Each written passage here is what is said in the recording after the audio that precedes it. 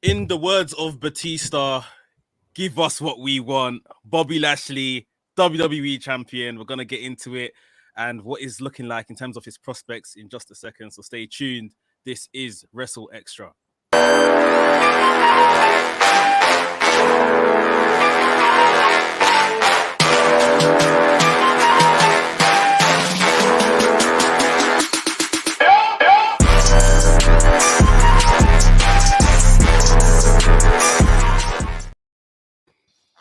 Yo, what is going on, people? This is WrstlXtra. I am your boy ADazzle alongside my guy Mex, the WrestleManiac. Mate, what is going on? Mate, it's absolutely crazy. Like, I mean, Bobby Lashley we're treating him as if he's the WWE champion already. Already. He's my champion. He's my champion. He's mine too. I mean, we've seen the picture already from Raw, him holding that WWE Championship aloft. And, you know, I'm ready for it, bro. It's not a prediction. In the great words of the wise Paul Heyman, it's not a prediction. It is an absolute spoiler. Yeah. An absolute spoiler. But what we're going to do is talk about how we expect it to happen, how it might happen, how we think it's going to go. But before we do that, let me get rid of all the introductions first. This is WrstlXtra. You are listening on affinityextra.com. And of course, you are watching us right now live on the WrestleManiac.uk or WrestleManiac UK YouTube channel. That's right. Bro, share your thoughts. Just let's just talk, man. This is exciting. You know, this is exciting. Let's just talk, bro. It is.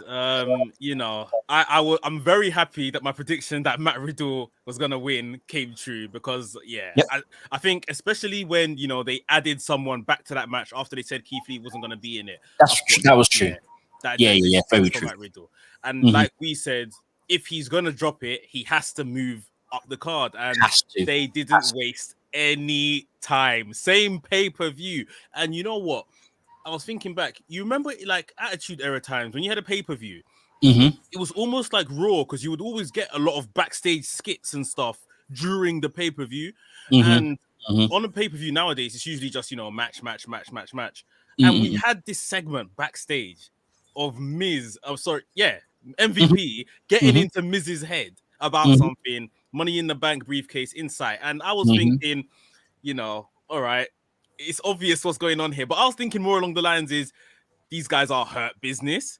Is MVP buying this briefcase from the Miz to use it? Because, they clearly don't really care about how this briefcase is moved around these days. Yeah, that's true. So, we saw what we saw. Bobby Lashley brutalized Drew McIntyre, set it up nicely for Miz. Miz became a two-time WWE champion, and then they came and said on Raw today that the arrangement was that if Bobby helps, then it's a case where Bobby is the first in line, which I think makes a lot of sense. Of course. The only thing I wish now is that they actually put a stipulation on when that first in line was, i.e. last night.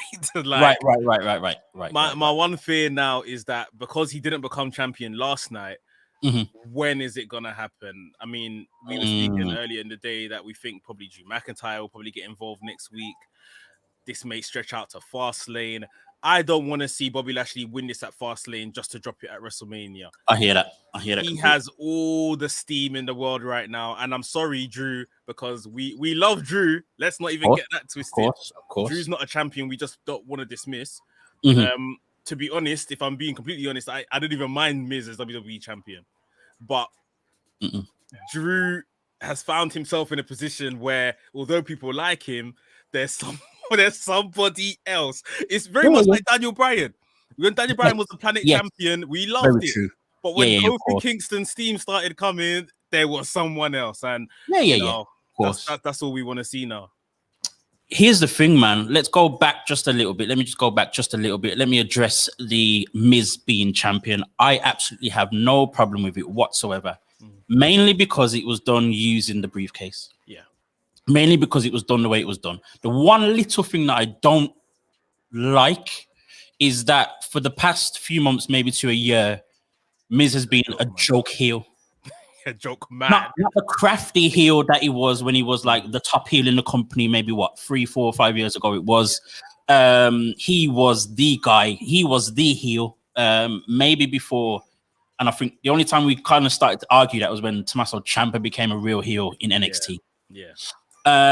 So if it was that Miz, I'd absolutely love it, but it's not. So it's a little bit, less exciting in that respect. But at the same time, the reason why I actually have no problem with it at all is because we have Bobby Lashley. Yeah.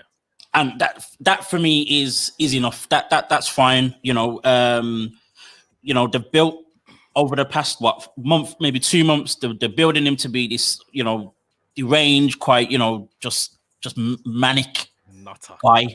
You know what I mean? I think he's probably at the peak he could possibly be to be a champion. It's very undeniable. It would be an absolute, and I use this word so often now, an absolute travesty if this guy does not become champion within the next few months. And you're saying next few months. I was trying to see this happen yesterday. I know. And the reason why I say next few months is because it's WWE, bro. Not because it should be happening like today. It's because it's WWE. So my thing is this. So with what happened yesterday now, so while I was watching Raw, I was thinking I just didn't expect him to become champion that night. I thought it was going to be a thing where Drew McIntyre, they're going to have the championship match, but then Drew McIntyre messes it up in some way. So either no decision or, disqualification, Miz wins, goes away as still the champion. And that would still then allow, it to still happen eventually. Most likely at Fastlane. And I think that's what's going to happen. There's two things. There's two things for me. Go on. I don't want to see Bobby Lashley lose the belt at Mania at all. But I don't see him leaving. I don't see him leaving Mania as champion if he arrives as champion. So if he becomes champion before Mania, I will absolutely love. I got excited just yesterday. I was saying to someone just yesterday, I was just thinking about it randomly, and I got excited at the fact that Bobby Lashley is going to walk into WrestleMania as the WWE champion, bro. Yeah. Oh man, that is big. That's massive. For him to then leave WrestleMania as a WWE champion is like 10 times bigger. It's gonna happen, man. And I just don't see it happening. I don't, unless it's not him, unless he doesn't walk in as champion. He has to win it at Mania. I think it's a pretty decent conundrum to be in, to be honest, because it is. Because with the likes of, if we compare it again to Kofi Kingston, you could see from a mile away that Kofi was going to win this title because the momentum of the fans and everything behind him. What's good for Bobby Lashley right now is technically he is still a heel. Yes. He is still a heel. So, no one is, although yes, the people are behind him. It's like, people still expect the babyface ending, especially at WrestleMania. Especially at WrestleMania. If he is to walk in as champion and walk out as champion, they have created a megastar. Like, honestly, because, how many people generally do that? The title tends to always change hands at WrestleMania. Because as well, here's the thing. Sorry to cut you, but here's the thing as well. Like, the way they built Drew McIntyre in the last year, his resume, who he's beaten, all the rest of it. Yeah, he lost, but then won it back. Randy Orton, Goldberg, all these other people that he's beaten. To then have Bobby Lashley beat him at Mania. Yeah, that's exactly it. And this is what I mean. It's not a slight on Drew at all. No. Like, you came up against a guy in tip-top form, right? And someone that's like his match with Braun Strowman last night was so good. Like, that's one of the best main events Raw have put on in a very long time. While, bro. In a while. Literally like how they've been doing these Lesnar Goldberg matches, just right. No rest holds to start, just bang, bang, bang, bang, bang from the minute, like go, like, and even how he sold the surprise. I don't know if you noticed when he speared him and pinned him, and he got up and he was like, what? And then went to, oh yeah, I'm supposed to be angry again. You know what I mean, like, bro? It was like, oh, I did that. It was like, okay, I did that. Fine, and then that's it. Like, this is who we have to roll with the punches, and this is exactly it. You went with Kofi Mania when you saw momentum was getting behind him. I'm not necessarily saying that Bobby Lashley needs to become the face in all of this, but you know, he can still be who he currently is. Man, I think he needs to, if he's not going to hold on to this championship beyond WrestleMania, he should not win it in the next 2 months. Right. That's what I was saying, and that's why I said the next few months, because I don't want it to be next week and then he loses it at Mania. Yeah, no, can't do it. It needs to be. He needs to leave Mania as the champion. Otherwise, this good build up that we've had would be for nothing, bro. Yeah. It would be for nothing, not just to put the fact that he became a champion on his resume and us to be happy and say, oh my gosh, we've had 2 WWE champions in 2 years, 2 black WWE champions in the space of 2 years. That's not good enough for me, bro. Yeah. That would not be good enough for me. It'd be amazing. The feeling would be amazing. The moment, all the rest of it, as soon as he lifts that championship, officially champion, amazing. But if it's to then lose it at Mania, it would be pointless, bro. It would be absolutely pointless. I mean, I don't want to draw on other things. You know, I like to keep it in ring and what's going on. But again, we've mentioned before on this show, we have to look at the profile of Bobby Lashley. We have to look at his age. Like, he is coming. This is, you know, the best bit of this run he's done since he's returned to WWE. Yeah, of course. I was looking back, you know, just preparing for today's live stream. I was remembering when they had him bending over and like smacking his all ass. Of that madness, They bro. had him with the sisters, with the Sami Zayn stuff. Yeah. I saw obviously clips of him and Leo Rush, which I actually missed. Like, I could actually hear. Missed that. You know, when he lifted up the WWE Championship last night, I could actually hear Leo Rush going, Lashley. My man. I could literally hear it. Like, they have got to bottle what they have with this guy right now. Give him, you know, the next, like they've done with Drew, give him the next 10 to 12 months of his career, because he is in the latter stages of his career, despite his great condition and his great shape. Very true. You know, we have to call a spade, and you keep him nice and hot. I just see Shantice said it in the chat. Big up Shantice. Keep him champion until Brock comes back. Would be major. Him versus Brock at SummerSlam. That is what you have to do. Like, that is the pinnacle. And this is no insult on Bobby Lashley.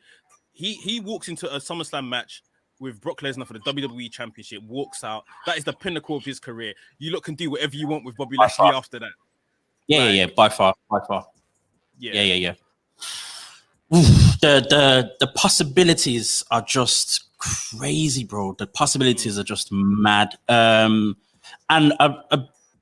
it's nice to know that we can be optimistic about it. There's still pessimism because it's WWE. Let's be very real about it. You know what I mean? It's WWE. You just don't know. But I think for me, the optimism comes with the fact that it's come with MVP. Yeah.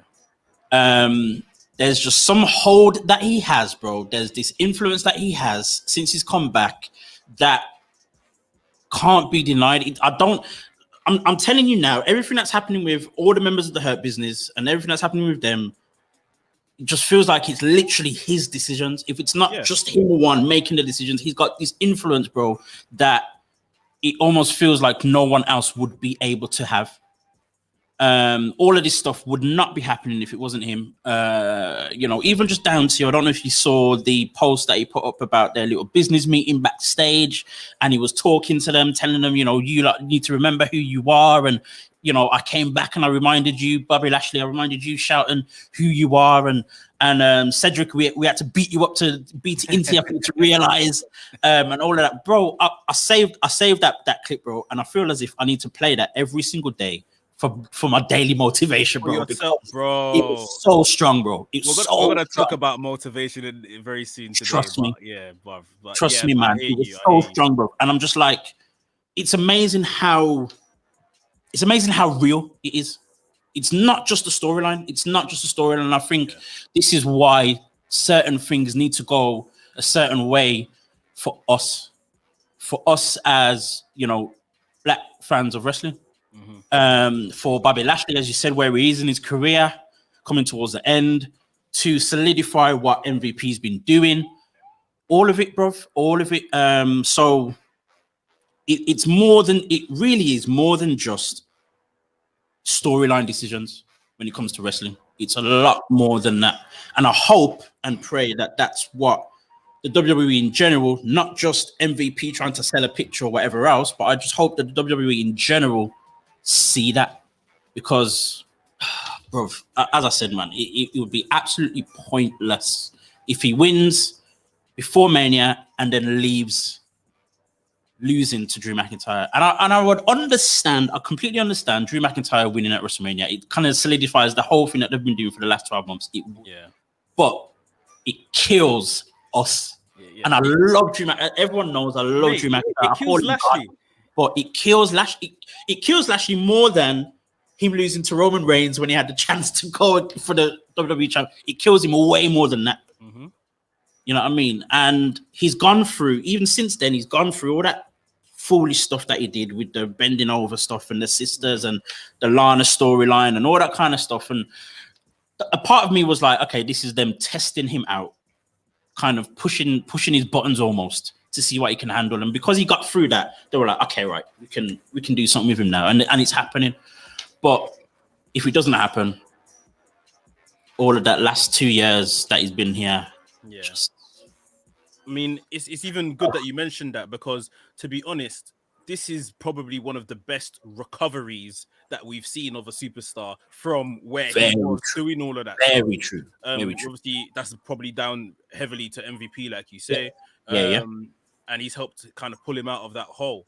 And again, with the Kofi resemblance, it's like, I remember when I think it was Vince McMahon that took Kofi Kingston out of like a championship match. He made the New Day wrestle a gauntlet match to get Kofi back into it. And it's just that kind of testing to see if the crowd are completely there behind this guy. And, you know, after last night on Raw, especially with the thing overcoming Braun Strowman, who hasn't been hot at all, because I don't know, he's not been anything. I saw some things about he's been unwell. So he's better, but they've put him up just against a beast, and he overcame.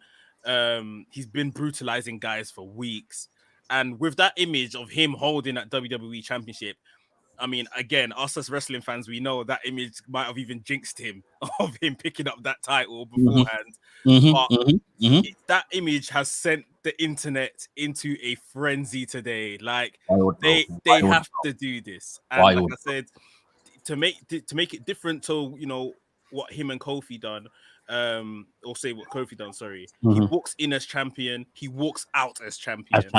He faces whoever the Drew McIntyre's in between. He might run into someone like Sheamus and all of that, and you keep him warm for Lesnar at SummerSlam, in my opinion.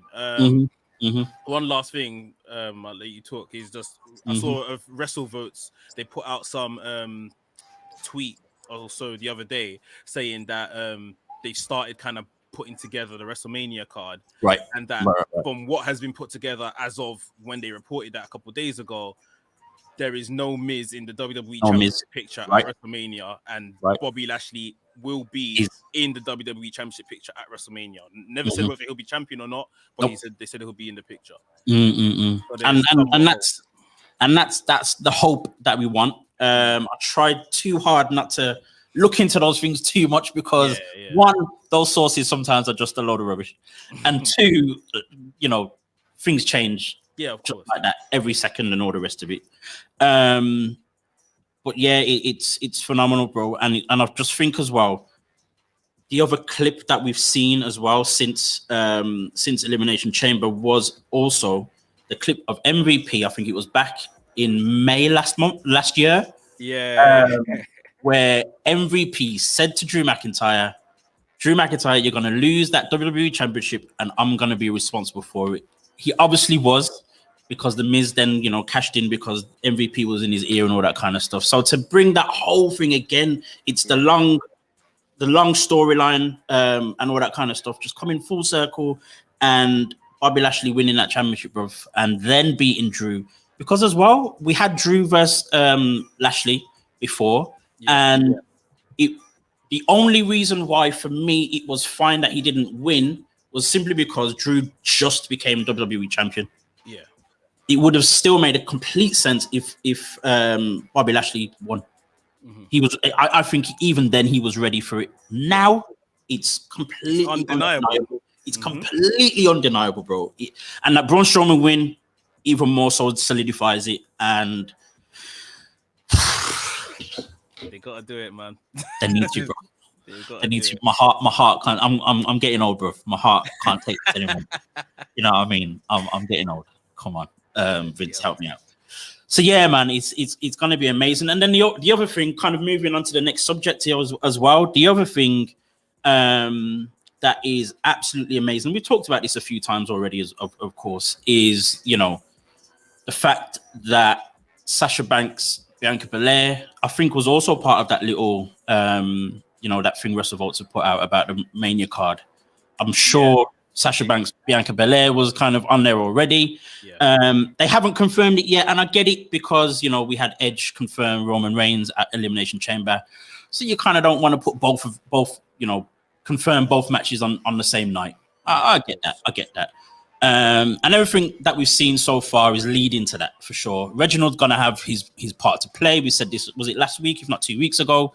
Reginald's gonna have his part to play. Him and Sasha are gonna double cross Bianca in some way, and Bianca's gonna be like, "Yep, okay, I want you at WrestleMania." So it feels as though this is gonna be the most monumental WrestleMania in forever.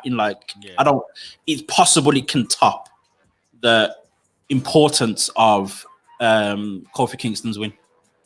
If I'm honest, it's very possible. Especially if, like we're saying, if we get a Bobby Lashley walking in as champion and out as champion, I'm pretty sure that match may be somewhere in the mid card, maybe.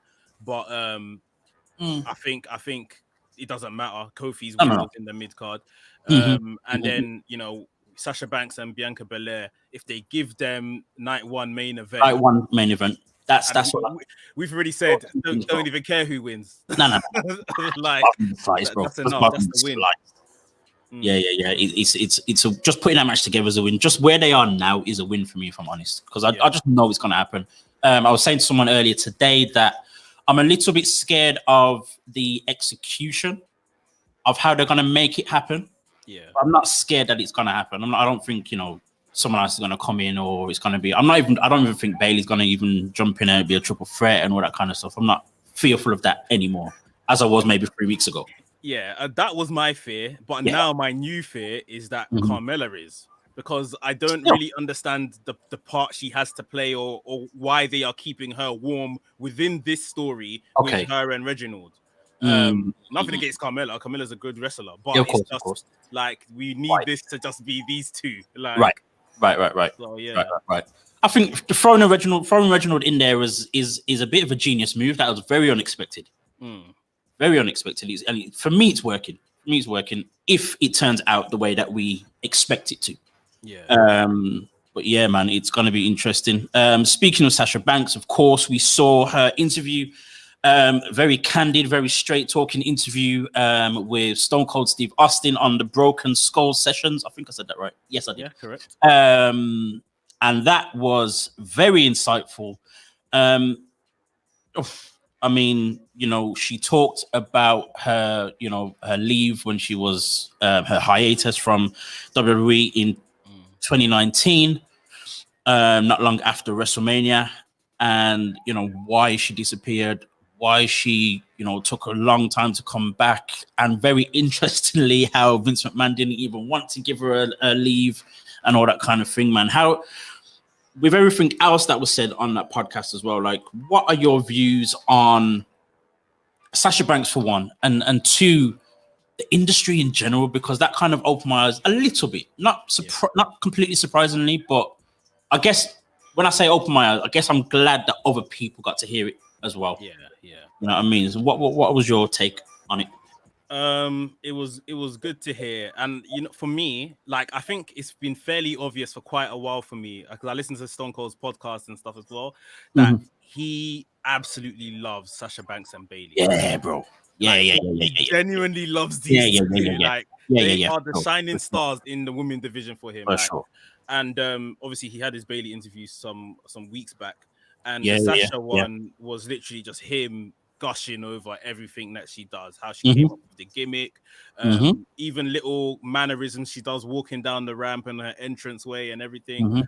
And I think what I learned from Sasha Banks, or what confirmed to me, that this girl really is the boss. Like, she don't take any crap. She is extremely confident, which I can see for some may be borderline cocky. And may cause issues, but you know what? The confidence is like, for instance, she told one story of when she was working, I think it was Chaotic Wrestling, where her original promotion. They called some guys up to come to WWE to be extras, and they never called her, and she was like, "I'm the best here," sort of thing. And she found the WWE talent relations number or whatever, and contacted them herself, and got in, like, as an extra. Like, it's that kind of taking action. And you know, we were talking about motivation earlier with, you know, MVP's post, and I literally watched that. I watched it last night, and I watched it, and I thought, I can't let no one in this life tell me no.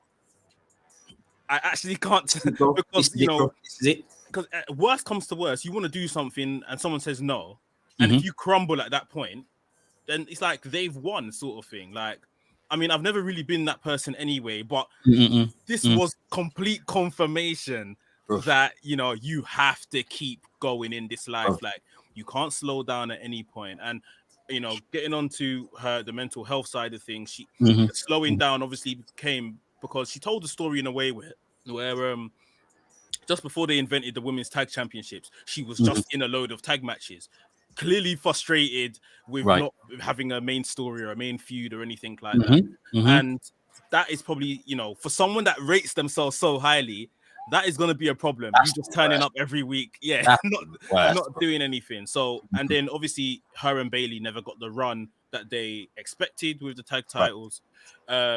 She was very polite in the way her saying, well, you know, we dropped the titles to the Iconics. Was it the right move? She put it down to them. She said, well, they didn't do anything with the Iconics as champions. So it would have been the right thing to do if they, you know, gave Iconics the ball to run. That was always my view. That was always my view. The whole thing. She said it perfectly. And her hearing that she had to kind of refine herself, because of course she'd been Sasha Banks for the past 4, 5, 6 years. Like, no one. She said that she lost her name. No one was calling her Mercedes, and deep stuff, man. Like, I'm just happy that she's kind of found herself and knows who she is now. And even, like I say, injected myself with that kind of motivation. Like, you have to trust yourself. You have to be confident, and you just can't take no for an answer. Bro, it's crazy how, and to try so hard to not even get into my own personal business over the last few weeks or months, bro. It's amazing how, you know, the things that, you know, Sasha said in that podcast, the things that MVP said in that clip, bro. It's amazing how much it speaks to me, as you said to yourself as well, like, just in terms of, you know, approaching life. Just in terms of approaching life, whether that be, you know, as a black person, whether that be as a podcaster of pro wrestling that people that, you know, around us just don't understand at all. All of that, bro, it's crazy just how real things are at the moment. And this is why all this stuff that's happening, Bobby Lashley, Sasha Banks and Bianca Belair, how important now it is to us. Because I guess it solidifies, it verifies, it confirms just the reason why and the passion that we have for doing what we do. You know what I mean? To kind of go talk about what the clip from the Last Jobber Tears podcast show, I'll post it on my page in the next few hours and stuff. But, you know, they were talking about Bow Wow and, you know, just their whole take on it and all that kind of stuff on both sides of the coin and all the rest of it. But there was one thing that Sir Wilkins said that was very, very, very important, bro, and it stuck with me hard. You know, we do this thing, and you know, one, we don't get paid. Two, we're black people, so we're seen as second-class citizens. Regardless, it's even worse in the world of pro wrestling. Let's be very real, and even more so, even for us two, very specifically, being in Britain. Yeah. we're like aliens. It's not even a thing, bro. It's not even a thing. You know what I mean? But yeah, man, it's all of this. It's all of this that's happening, and I'm just like, it's very real, very, very real. It's we can get emotional about it, you know, and yeah, bro. I'm just like, yo, like, what's going on right now? Because all of this stuff, bro, is very real, and we're working as hard as we do, and we do all the stuff that we do, and we still got to take care of family and kids and, you know, real jobs and all this kind of stuff. But yet we still do what we're doing, bro, and we're putting so much into it. And it's like, what are we getting from it?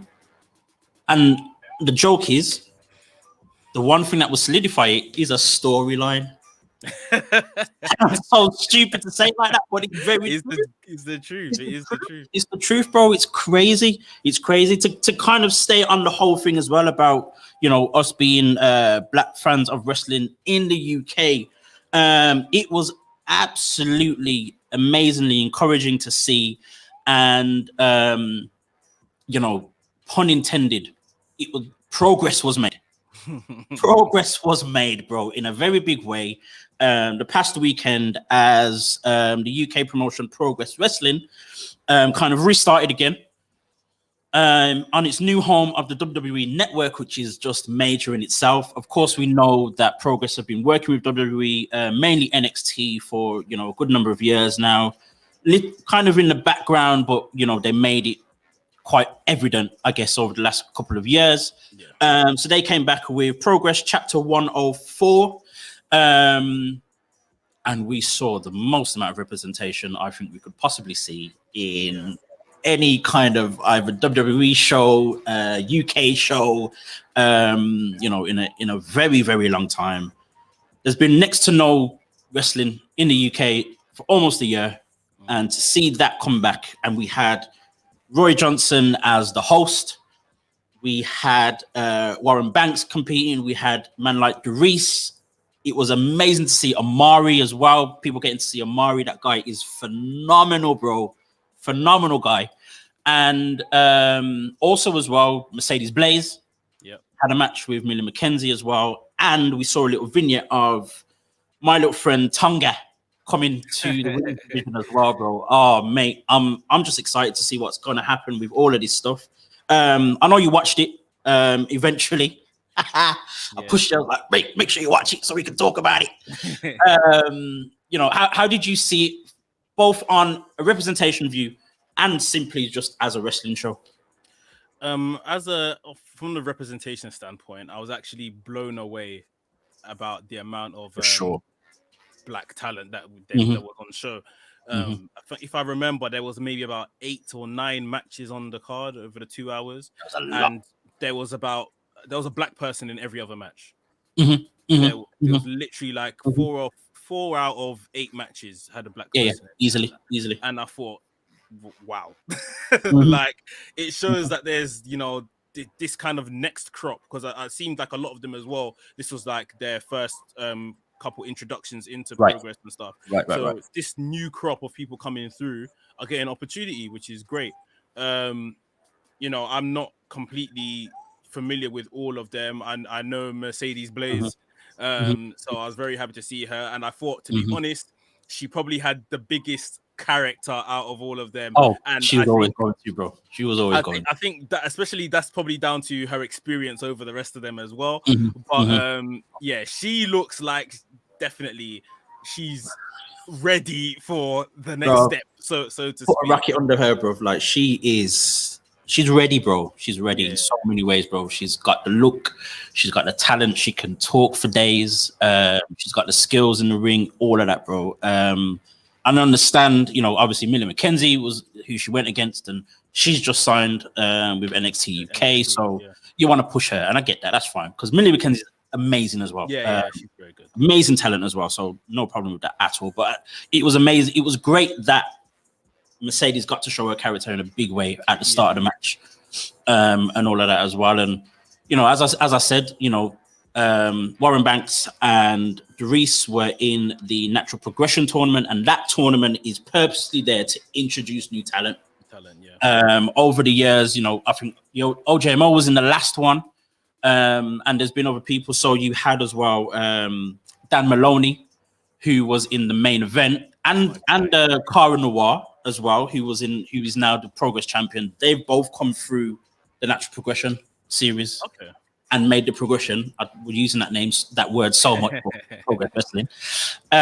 So to see them two, in the main event for the main championship, only I think about 2, maybe 3 years since they were introduced in the tournament is crazy. For me as well, for me personally, it was so good to see so much Birmingham representation, bro. Yeah. Oh, mate. Hella 0161 and 012. Amari, the Reese, that 0121 thing going on, bro. Yeah. Oh my gosh, it was so good. So good. So yeah, man, super excited to see what they do. I hope it goes the way that we want to see. Doris didn't win, but he put on a great show. Yeah, Warren Banks was phenomenal, bro. That guy's got something. Bro. Warren Banks has got something, 100%. Don't even get me started, bro. I mean, there was I've seen Warren Banks versus Amari. You need to go and find that match, bro. Find that match. Warren Banks versus Amari, bro. I saw it a progress match? It's not a progress match. It was Wrestling Resurgence, who were based in Leicester, and it was Roy Johnson's Everything Pattern show. Okay. So that was, the whole All Black card. Yeah, I must have 2 years ago now. I'll go back and watch it because I've seen that card. So yeah, I must. Right. No, go and watch that match, bro. Because them two are just, for me, just absolutely amazing. I'm again so excited to see Amari get a chance to showcase himself. Yeah. He's someone that I think is quite well respected by a lot of people, but he just hasn't had the type of exposure I guess many people have. I don't know why. I don't know whether that's, injuries or lack of opportunities, whatever it is. He just hasn't, been in the same places as everyone else for whatever reason. But yeah, man, it's super exciting to see what's going on there. And it was also nice then, a couple of days later, to see Aaliyah James was back on NXT UK as well. Yeah. And Rampage in the main event, NXT UK, that match was bad. Yeah, he beat Joe. Bad. And Rampage is still unbeaten.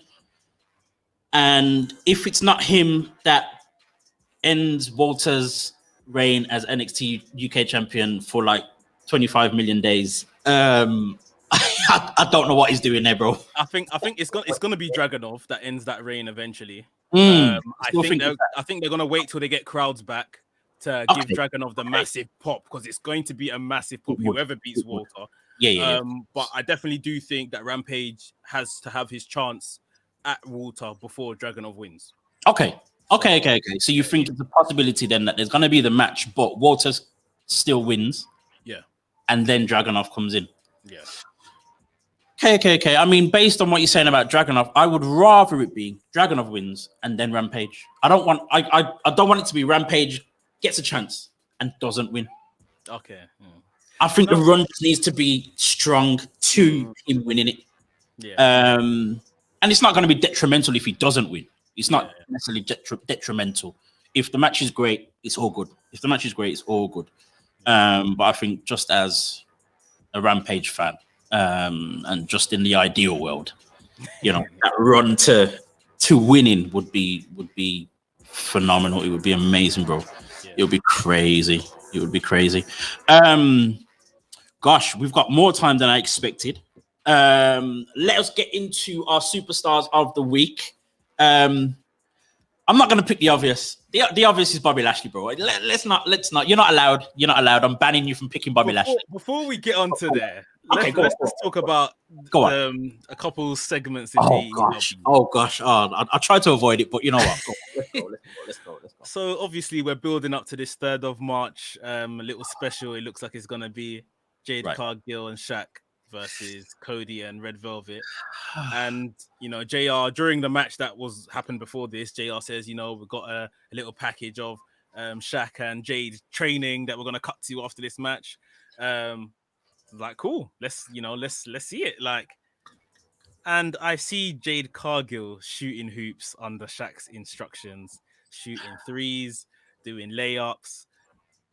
She's pretty impressive. You know, she used to play college basketball. But do these guys know, like, by any chance, do you think Cody has told them the match is not a basketball match and it's a wrestling match? I'm just wondering, like, did that sneaky old Cody, like, omit some information? Are they preparing for the wrong sport? Like, what's going on here? Bruv, I just don't know. I have no words. I'm gonna try my best to find a few words right now because we're on a podcast when we have to talk. But you know, the thing started, and you see Jade Cargill in her fine form, in, you know, her the specimen that she is, running, looking great, all the rest of it. She runs into some small gym, shooting hoops, as you said. And I was just like, I don't get it. I don't get it. Like, I understand that you maybe want to remind us maybe of the connection that they have. Mm-hmm. But then I'm like, okay, well, Jade doesn't play basketball anymore. Yeah. So what are we training for here? Randomly, Shaquille O'Neal shoots a free throw. And yes, you know, if you know anything of basketball, if you know anything of the NBA and Shaquille O'Neal, you know that his whole thing of shooting free throws, he was never great at it. Yeah. And that was a thing. Mm-hmm. So maybe in some kind of way, I don't know, I'm pulling up strings here big time, but maybe in some kind of way, they're trying to show that Shaq still has something, or maybe he's finding something new in his character, personality. I don't know, bro, because I'm just like, okay, yeah, Shaq shot a free throw. Amazing. For what? Like, I just don't get it. There's no, and you know, the unfortunate thing for me, the biggest problem I have with it is that it's killing Jade's you know, what's the word? Mystique, you know, her relevance, her, you know, her substance, all of that. It's killing it. And that's simply because Shaq is involved. It's as simple as that. It's as simple as that. And we're not seeing Shaq training. He's not in the gym, you know, banging weights or whatever else, or they're not doing cardio stuff. And that would have been okay, even if they were in the basketball gym running to and fro, you know what I mean, or something like that. Something that's just a little bit more, that makes more sense to them training for a wrestling match. Bruv, like how I like. Okay, so maybe like 2 weeks ago, they done a segment where they just done a vignette of Jade and she was just training in the gym on her own, and then they threw up her little Jade Cargill logo thing. Like, oh mate, I want that t-shirt. I want that t-shirt. That's what I'm saying. Yeah, that logo. It's got to look good. Yeah. So, like, what I think in my head, this should have been, at the very least, is Shaq maybe in the gym shooting, trying to work on his threes, which would have been, you know, like you said, an inside joke if you knew. And Jade comes and almost picks him up from the gym, saying, "All right, we got work to do." They go to the Nightmare Factory, and she's putting him through his paces. He's, instead of throwing hoops, he's, you know, running the ropes and, you know, taking bumps and practicing and getting ready for a wrestling match. Jesus. Like, I think that would have been pretty productive, because although Jade isn't the finished article and we know she's probably, you know, still very green, if her training somebody else that's stepping into this world would have shown that, yeah, they're getting ready for something that is coming. As well. What are we here shooting hoops for? For me, it is the same it's another indication. And I hate to say it, and I say it all the time. I don't want to sound like a hater, but at the end of the day, it's very real. It's another indication to me that AEW just don't really know what they're doing. I'm sorry. It's that simple. It's that simple. I don't know whether the whole Shaq thing was never their idea, so they're not completely for it. I don't know if it's simply just not knowing what to do with, female wrestlers, because we know the women's division, or, it's got this, reputation already that the women's division ain't that great. I don't know whether it is simply down to, we've said it so many times that Shaq just isn't for this whole thing. Like, why are we doing this? Why are we doing this? But just give me Jade and Red Velvet. I don't care about anything else, bro. I really don't care about anything. Any other part of it, how it's come about, all the rest of it does not matter to me anymore. It literally is for me. Just give me Jade and Red Velvet. They've had great interaction between them alone. All the rest of it doesn't actually matter to me. I don't think it actually matters to the story either. Like, it adds nothing, bro. It adds absolutely nothing. Just let us go back to Jade slapping Red Velvet cutting the promo a few weeks later. That alone, just give me those two and I'm done. And I'm good. The minute Brandy got, I was about to say injured. The minute Brandy got pregnant, that's exactly what it should have been. At most, maybe Shaq walking Jade out. Right. Because even Cody, that week he's gonna have that match, and then on the Saturday at Revolution, or Sunday, sorry, he's gonna be in this ladder match for the TNT Championship or whatever. Yeah, Cody's not all in it. He's not in it himself. So he's not in it, and he doesn't need to be either. It adds nothing. The guys in it, Shaq, Cody, adds absolutely nothing to it at all. And I'm just like, I'm very intrigued. And I probably could ask them the question, but I don't want to put them in a difficult position. But I'm very intrigued to see how these ladies both feel about it as well. Whether they genuinely believe that these guys being in it helps.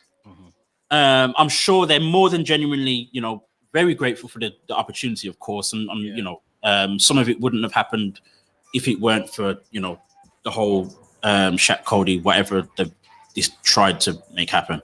But at the same time, with the way them two have taken on most of this, again, I'm very intrigued to wonder whether they think they need them or not, and are happy to just run with it themselves. But I think the hard answer is no, because there's nothing Shaq can bring to this match that two people, one that's been wrestling, the other one that's kind of getting to her first match. There's nothing he can bring to them. Nothing at all. Literally nothing. This is just a good publicity stunt for them. If anything, their match may be played back in highlights on some type of TNT news sports channel. Something like that. It's just exposure. That's what it's for. That's what it's for, and I get that, but at the same time, whatever, just whatever, man. One last thing before we get on to the start of the week, and I just had to laugh at this. Go on. Brandy and Cody with their "It's a Girl" thing. Like, God bless Brandy, God bless Cody, and God bless their baby. But is this not the most self-indulgent thing you've ever seen?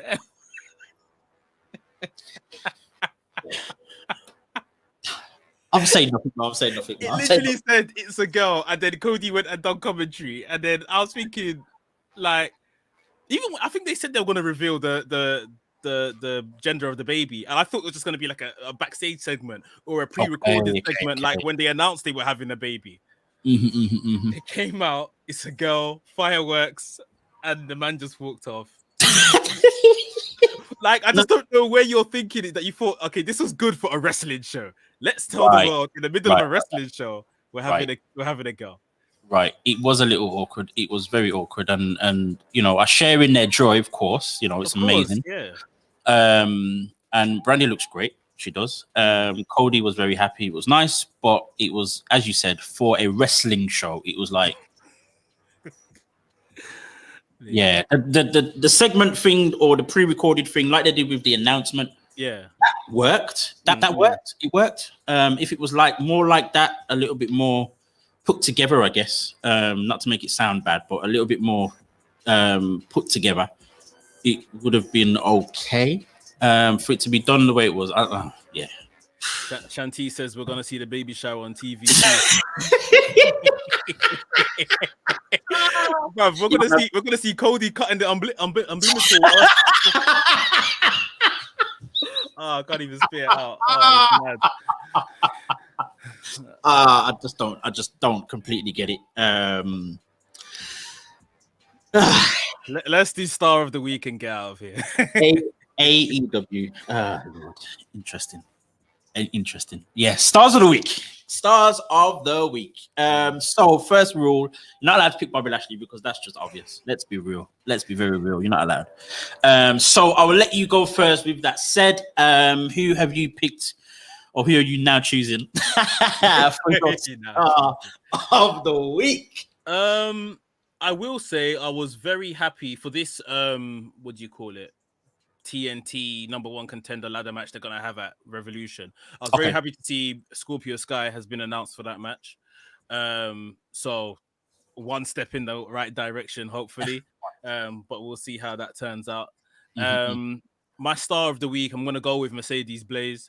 I was very, very impressed, and it wasn't the first time I'd seen her work, but you know, it was like I was able to kind of concentrate and just see what she's about, especially with given the setting. There's no one else in there. They're just a ring in a warehouse, basically, in the theater. Obviously, she's up against Millie McKenzie, which, like we already said, the girl's a star. She's on her way up to NXT UK in no time. And I just think like it's so important to see where the next crop is coming from. And for me on that show, definitely in terms of personality and character, she was head and heels above everybody. For sure. So yeah, Mercedes Blaze. Amazing. Yeah, to comment on Mercedes Blaze, as you said, man, very rightly, she was, you know, for me, the star of the show. And not necessarily just for wrestling skills, because there were some amazing matches on that card, bro. There were some great matches on that card. But it was more so, I guess, she was able to showcase her all-around talent where others probably weren't, didn't get to do that or weren't able to do that in the same way she did. So yeah, man, for sure. And I'm glad that she's now wrestling. I mean, we've had conversations in the last year, and I've just seen how, frustrated she's been with not being able to wrestle, and, what complications that's caused for her in the last year or so, and just how down and, she's been with all of that. So for her to come back on a show that is then on the WWE network, amazing on its own, the kind of exposure that gives her, and for me, I know she had a tryout for NXT UK as well about a year and a half ago. And for her to not be on that show, for me, bro, is just an absolute madness. It's an absolute madness, bro, because not to say that division, the women's division on NXT UK is bad necessarily, but to add Mercedes Blaze to that. And this is the thing, like the whole dynamic. Like it's NXT UK, again, it's very, the wrestling for the women's division especially, again, is very strong. But it wouldn't go amiss if it had a shot of character into it. Right. That's exactly what she could bring. And I wouldn't be surprised if this, even her whole performance on the Progress show, it's someone realizing, this is on the WWE network now. Exactly that. So I have to go here. Like, even if I'm still wrestling in this one ring with no one else here in this empty arena, a lot more people are watching it now. So she put on a show, like I said. That's my star of the week. Yeah, man. To keep it British, and to keep it very close to home, literally down the road from where I am right now, I'm going with man like Doris. 0121 B45, I think it is. B45 is his postcode, bro. He shouts that out to you. That's like, man's giving out postcodes, Yeah, man. That's like literally like 2 miles down from where I am right now. Yeah, man. Again, another guy that for me is, bags of talent, bags of character and charisma, bro, all day long. He's good in the ring. He's kind of got I guess that all-round style, he can do the high flying. He's got, you know, good technical ability. He's got very good striking ability as well. Again, character, great charisma. He comes out, you know, doing the whole UK rap drill type thing. You know, when I say 0-1, you say 2-1, and I'm there shouting at my screen, bro, 2-1, because there's no one else in the venue.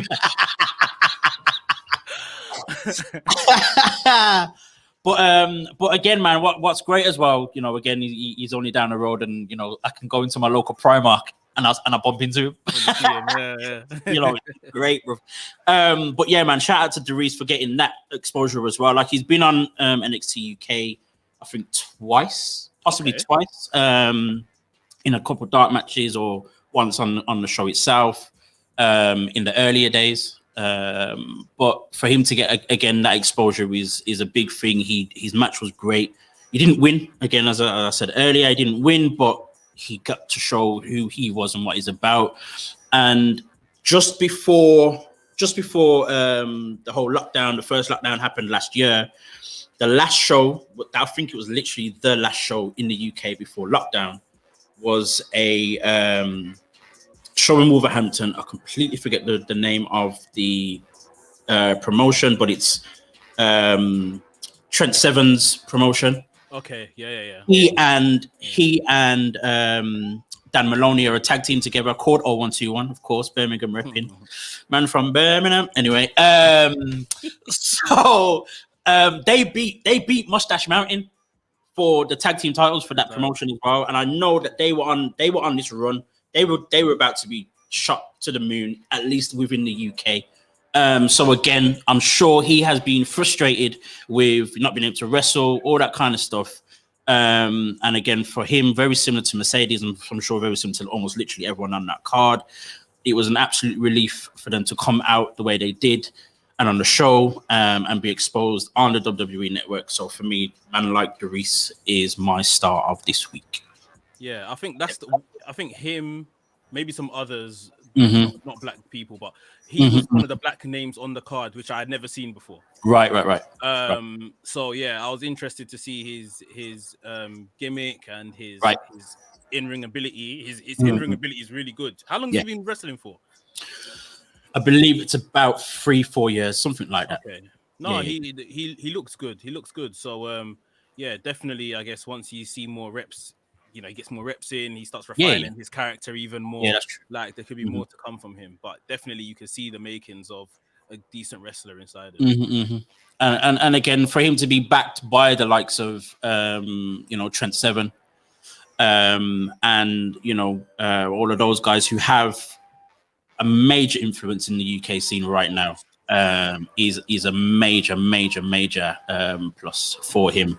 And again, you know, honorable mention to Dan Maloney as well, who has absolutely transformed himself, bro. Like, the guy looks ready. He's cut like it. Oh, mate, he looks so ready. The promo that he cut as well before his match was on point as well. Again, I felt like I was listening to one of the boys from around the corner. I get excited by things like that. It's crazy.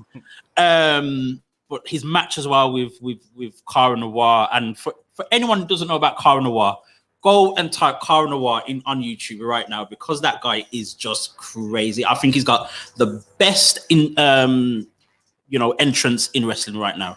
It's and to see that live, his gimmick is very solid. Like, that will translate and make money wherever he goes. It's astonishing, bro. It's astonishing. But yeah, man, shout out to Progress for that show. I think it was really good, and I'm super excited to see what they do for, you know, on the network from here on in.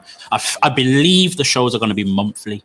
Okay, that's not bad. I believe they're going to be monthly. Definitely not weekly. I believe it's going to be a monthly thing. I'm hoping it is. But yeah, man. Before I carry on, because I can go on again about Progress all day long because it was so good. We are out of time. This is the end of the show. This has been WrstlXtra. I am your boy ADazzle. This is my guy Mex, the WrestleManiac. Tell everyone, share, like, comment, and subscribe to the WrestleManiac UK. UK YouTube channel, as well as the Black Wrestling Alliance YouTube channel as well, because I'm about to throw more content on there. Imagine that. Crazy. It's about to happen. So yeah, man, people, thanks for listening. Thanks for watching. And you can follow us on Instagram, on Black Wrestling Alliance, and WrestleManiac.uk, Twitter, WrestleManiac UK, and Black Wrestling A, if I turn up every now and again. But yo, this is the end. Folks, thank you. See you later. Peace out.